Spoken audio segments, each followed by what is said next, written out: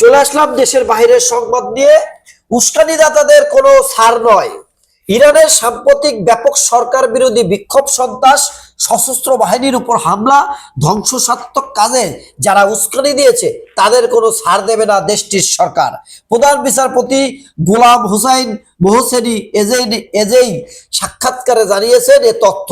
রবিবার ইরানি সংবাদ মাধ্যম মিজান অনলাইনকে দেওয়া সাক্ষাৎকারে প্রধান বিচারপতি বলেন, জনগণ দাবি করছে যে সরকার বিরোধী বিক্ষোভে যারা দাঙ্গা, সন্ত্রাসবাদ, সহিংসতা, উস্কানি দিয়েছে তাদের দ্রুত সম্ভব বিচার করা হোক। 1300 বার যুদ্ধবিরতি লঙ্ঘন করছে ইসরায়েল। যুক্তরাষ্ট্রের প্রেসিডেন্ট ডোনাল্ড ট্রাম্পের মধ্যস্থতায় ইসরায়েল ও হামাসের মধ্যে আপাতত দৃষ্টিতে যুদ্ধবিরতি চলছে।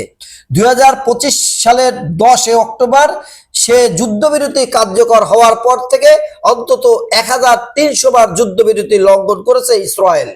এর মধ্যে 430 বার বেসামরিক নাগরিকদের উপর গুলি চালানো এবং 600 বারের বেশি বোমাবর্ষণ ও গোলাবর্ষণের ঘটনা রয়েছে। আল জাজিরার প্রকাশিত প্রতিবেদনে তথ্য মতে অন্তত 66 বার ইয়েলো লাইন এর বাইরে আবাসিক এলাকায় অভিযান পরিচালনা করেছে ইসরায়েলি বাহিনী।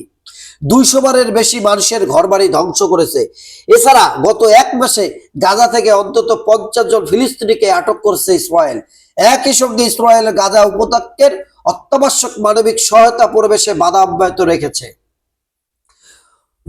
ভূমধ্যসাগরে নৌকা ডুবে প্রায় 50 অধিবাসী মৃত্যু হয়েছে বলে সংবাদ মাধ্যম প্রতিবেদন দাবি করেছে।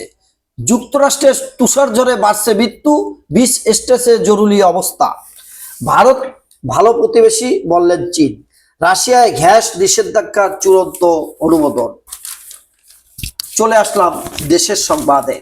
নতুন সরকারের সামনে কঠিন অর্থনীতি, রাজস্ব ঘাটতি বাড়াচ্ছে দুশ্চিন্তা। এলডিসি উত্তরণে নতুন চ্যালেঞ্জ, ঋণের ভারে শিল্প খাত। সঞ্চয়পত্র কেনার সীমা তুলে দেওয়ার কথা ভাবছেন সরকার, অর্থ সচিব। জনতার দলের নেতৃত্বে রাজনৈতিক জোট ইনসাফ মঞ্চ। দেশের চলমান রাজনৈতিক ও অর্থনৈতিক সংকটের প্রেক্ষাপটে জনগণের অধিকার পুনরুদ্ধার এবং ন্যায়ভিত্তিক রাষ্ট্র ব্যবস্থা প্রতিষ্ঠার অঙ্গীকার নিয়ে আনুষ্ঠানিকভাবে আত্মপ্রকাশ করেছে নতুন রাজনৈতিক জোট ইনসাফ মঞ্চ। গতকাল জাতীয় প্রেস ক্লাবে জহুর হোসেন চৌধুরী হলে সংবাদ সম্মেলনে এ জোট গঠনের ঘোষণা দেওয়া হয়। মার্কিন দূতাবাস 30 দিনের মধ্যে ভিসা বন্ড পরিশোধ করতে হবে। নির্বাচন উপলক্ষে 3 দিন ছুটির প্রজ্ঞাপন। 10, 11 ও 12 এবং 12 তারিখ সারা দেশে ছুটি ঘোষণা করেছে। পাশাপাশি শিল্পাঞ্চলের শ্রমিক ও কর্মচারীদের জন্য 10 ফেব্রুয়ারি বিশেষ ছুটি। দুর্ঘটনায় 3 জনের মৃত্যু, কান ধরিয়ে রাখা হয় পুলিশকে। 2 হত্যা মামলায় হাসিনা সহ 41 জনের বিরুদ্ধে পরোয়ানা জারি। পদোন্নতি বঞ্চিত হচ্ছেন 2 শতাধিক কর্মকর্তা। নির্বাচনের আগেই হচ্ছে শতাধিক অতিরিক্ত সচিব। কর্মকর্তা স্বল্পতায় ঢুকছে বিভিন্ন দপ্তর, কাজে গতি নেই। সমরাস্ত্র তৈরি করে রপ্তানি করা হবে বললেন আশিক চৌধুরী। আব্দুল আউয়াল মিন্টু বললেন, ভোটের মাঠে একটি দল ধর্মের অপব্যবহার করছেন। ছাত্রলীগ নেতা সাদ্দামের হাইকোর্টে জামিন। 2 সন্তান নিয়ে ট্রেনের নিচে ঝাঁপ দিলেন মা, গাজীপুর প্রতিনিধি। দেশের ভিতরে পোস্টাল ব্যালট পাঠানো শুরু। দেশের ভিতরে যারা পোস্টাল ব্যালটে ভোট দিবেন তাদের ব্যালট গতকাল পাঠানো শুরু করেছে নির্বাচন কমিশন আর ইসি। ভোট কর্মকর্তা চূড়ান্ত করতে ইসির নির্দেশ। পুরনো ও নতুন ফার্সিবাদীদের মধ্যে ঐক্যের অভিযোগ। হাত পাখা জয় করলে আল্লাহ শান্তি দান করবেন, ইসলামী আন্দোলন বাংলাদেশ আমির পীর চরমনায় মুফতি সৈয়দ মোহাম্মদ রেজাউল করিম বলেছেন। প্রচার উৎসবে প্রার্থীরা।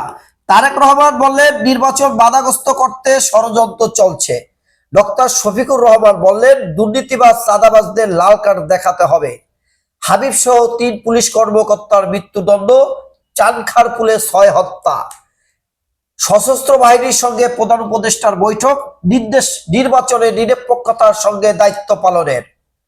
প্রিয় দেশবাসী, এই ছিল পত্রিকার শিরোনাম। প্রতিদিন সংবাদ শুনতে চ্যানেলটি সাবস্ক্রাইব করে রাখতে পারেন। আসসালামু আলাইকুম।